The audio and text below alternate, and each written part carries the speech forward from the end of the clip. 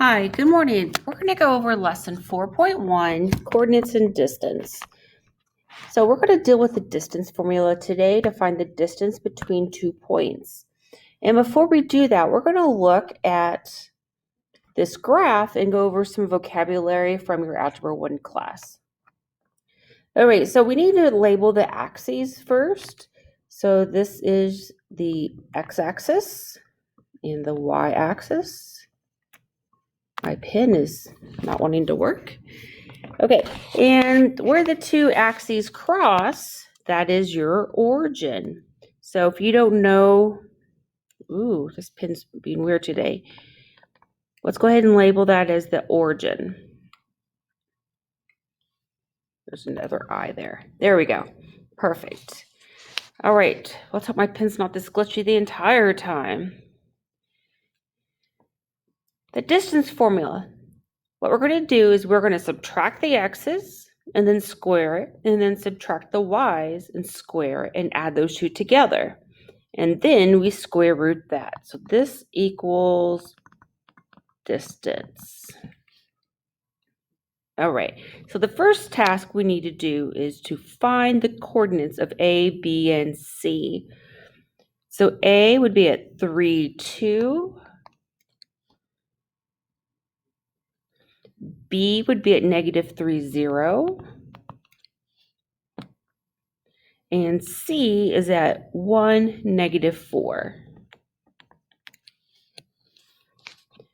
Now we're just going to plug this in. Now we have to do this 3 times.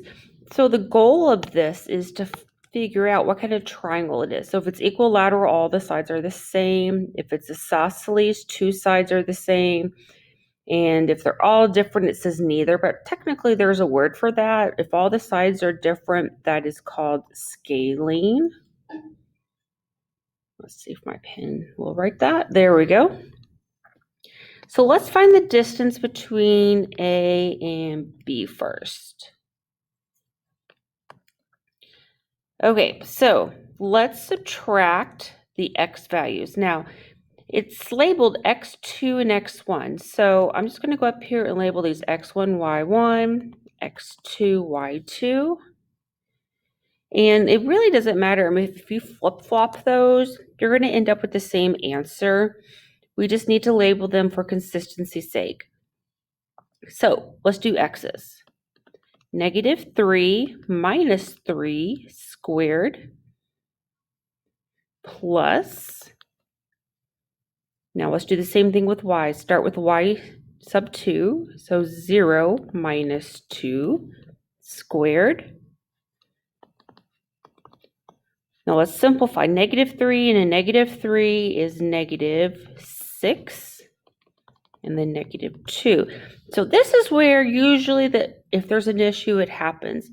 Don't forget, a negative number squared is a positive, because that's the same thing as saying -6 times -6. And we all know two negatives make a positive. And just think about this. Distance is never negative. So our answer can't be negative. So -6 times -6 is positive 36. And then -2 times -2 is 4. So I get the answer of the square root of 40. Now, if it says, give it to me as a decimal, you could type that into your calculator. Later in this class, we're going to learn how to simplify the square root, but we're not going to worry about that right now. We just want to know the number. Okay, and I'm going to grab my calculator and type this in. So this is the same thing as 6.3. Okay, so A to B is 6.3. There we go. So I'm going to change colors and let's do A to C. My pen has never been this glitchy. I apologize. Okay, so now I need to do A and C. So A, x1, y1, x2, y2. So let's subtract our x2 and x1 first. So 1 minus 3 squared plus negative 4 minus 2 squared.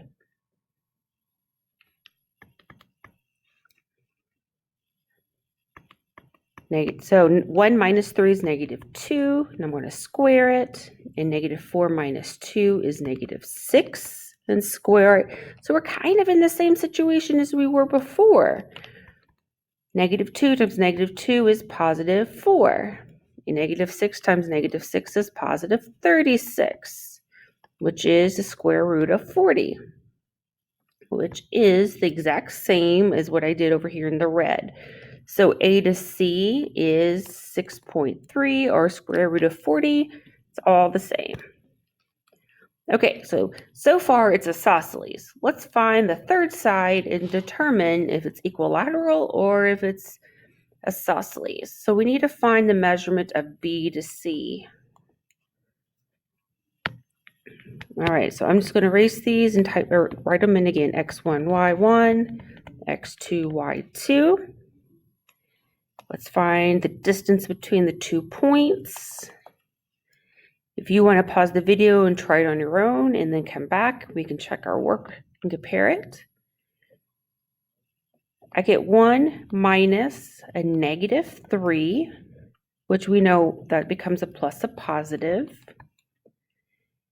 And then negative 4 minus 0. So 4 squared plus negative 4 squared. And if it helps you put a parenthesis around the negative, this does not equal 0, right? Can the distance between those points be 0? Does that make sense? No, because this is negative 4 times negative 4, which is a positive 16. So we have 16 plus 16, so we have an answer of the square root of 32. Come on, pen. There we go. All right, so let's type this in. The square root of 32 is the same thing as 5.65 or 5.7. As you can see, they're all, well, 2 are the same. The last one is different. So this is isosceles. Perfect. Okay, so now let's go back to this graph, and I just want to remind you of the quadrants because I think that's also in your assignments. So quadrant 1 is where it's positive, positive. Do you guys remember where it's positive, positive? So positive's this way and up. So this is quadrant 1. And so that's negative. So quadrant 2 is negative, positive. So this is quadrant 2. And quadrant 3 is negative, negative. So that's here. And just notice it goes counterclockwise. And so the last one is positive, negative, and that's quadrant 4.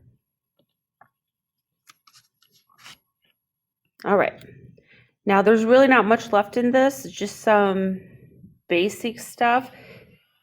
When your book talks about a 2D coordinate system, it is talking about an X and Y coordinate, like plane. So what is this called? This is called a coordinate system. What other things can we call this? Mine just went blank. I always call it a coordinate plane. That's what I call it, the coordinate plane, X and Y. So for the 1D coordinate system, this is just a number line. It's one-dimensional. Here it's two-dimensional, height and width. I know this will come up, so please take note. And guys, and this is all there is for lesson 4.1. It's very short and sweet. As we go through the chapter, it will pick up, and we're going to start doing flow proofs. And enjoy it now.